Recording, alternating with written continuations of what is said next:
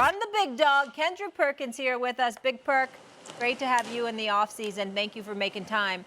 And I want to start with you here, Perk. How are you feeling about this decision? Oh, I love it. But are we surprised? Are we surprised that the NBA and Adam Silver are cleaning house right now? No. This is a business, right? And when First Take just came back from commercial break, I just saw presented and sponsored by DraftKings Sportsbook, right? Okay, so at the end of the day, when I listened to Adam Silver yesterday in his press conference and he talked about this situation, two words stood out to me.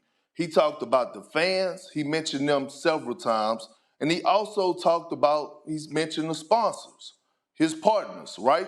And so when I think about this business of the NBA, it comes down to one thing, the money. And Stephen A., you said it best yourself on an interview about a year and a half ago.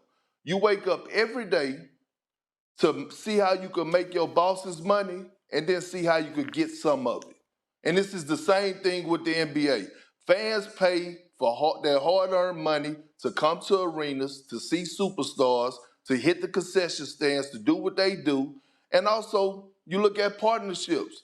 They pay their money, whether it's for sponsorship packages on jerseys or whatever it may be. So at the end of the day, Adam Silver has to clean house and clean up the crib to make sure that it's not affecting the business of the NBA. Well, I completely agree with you. I'm incredibly happy that the NBA is doing it. The only thing I'm dissatisfied with is that the penalties wouldn't be more punitive for violators. Because as far as I'm concerned, I think an even heavier hand needed to be brought down. I'm not sure they were capable of doing it. It's something that they had to discuss with the Players Association, I'm quite sure. But nevertheless, at the end of the day, something needs to be done. But in the interest of fairness, KP, it's good to see you, Big Perk. It's good to see you, my brother. In the interest of fairness, I think it's important to bring up the fact that this ain't all on the players. There's coaches that instigated all of this. We all know that Greg Popovich instigated a lot of this because of his disdain for the league and, in particular, former Commissioner David Stern when it came to them scheduling back-to-backs. I'm not talking about their personal relationship with each other. That's for, Greg Popovich to discuss. Obviously, David Stern is no longer here, and Greg Popovich may never elect to really elaborate on that. But I'm just talking about the issue of scheduling back-to-backs and stuff like that. Greg Popovich was highly turned off by that. I'll never forget, as long as I live, how the San Antonio Spurs had a game in Orlando, Florida. And the next night of a back-to-back, they had a nationally televised game against Miami. Now, Greg Popovich could have sent his players home, some of them, fine. You could do that, right? Last time I checked, these brothers fly charter, all of this other stuff. Molly, this man sent Tim Duncan, Manu Ginobili, and Tony Parker home via Southwest Airlines. They were on a flight. They were en route to a flight from Orlando to San Antonio on Southwest Airlines. How do we know? We are doing the NBA shows, and people are tweeting and going crazy all over social media, whatever it was. Why? Because these brothers are standing in line at a Chick-fil-A. That's how most of us found out that they weren't going to be on air that night playing in Miami against LeBron and those boys. You see, you did something like that on purpose because you wanted to send a message, and I'm quite sure David Stern went ballistic on that. Last year, Steve Kerr, one of the great coaches of all time, good man, don't mean to cast aspersions on him. But what he did last year was flat out wrong. You got a game in Indiana. And then I believe, if I remember correctly, you had another game. You had a home game in Indiana, and then you had a trip to Salt Lake City for a game 2 days later. This man rests Steph Curry, Draymond Green, and Klay Thompson. Now, come on now. You're doing that on purpose. No regard for the fans. None. And I think that and it's all right.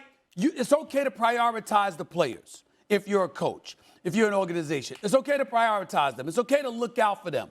But when you act like you have no regard for the fan base. That's why Steve Kerr gets paid the money that he gets paid. That's why the players get the money that they get paid. Because of fan support, because they're supporting the brand. When you ignore that, it's a problem. And then we get to the players. Perk, you know this. Guys get hurt all the time. Damn it, you sore. Some days you can't go. There's no problem with that. All of y'all feeling the same way at the same time. where you're going to sit down in bunches, but you're going to come out in your fly gear, right? Sitting on the bench, you walk by people, you don't sign no autographs, you don't want to take no pictures. You sitting on the bench, and literally, they didn't know that you weren't going to play until they got to the game. And then they get to the game, and you're not playing, but you're in street clothes, depriving them of the ability to see your greatness, your excellence, with a smile on your face because you get paid and you know your check ain't compromised. It is one thing for that to be a reality. It is another thing entirely for you to wear the disregard, the dismissiveness, the aloofness, the nonchalance on your sleeve. You're basically telling your fan base and sponsors and advertisers to kiss your you-know-what. You cannot do that. And Adam Silver and the NBA stepping up and saying, we can't be complicit in all of this is what I believe to be the first step in getting this ship righted. Because veterans, my last point, Perkins, I'll throw it back to you. The veterans who played, all right, how many 82-game seasons did Michael Jordan play? How many 82-game seasons do a plethora of those old school guys play? And they're the ones who helped build the league to a point where these dudes could get this money. And I don't have any problem that the rule is zeroing in on star players. You sell the sport. You're the one who markets the sport. You know good and damn well you're not getting paid just to play. Do you also like the concession for the 35 and older players? Yeah, I do. I like that.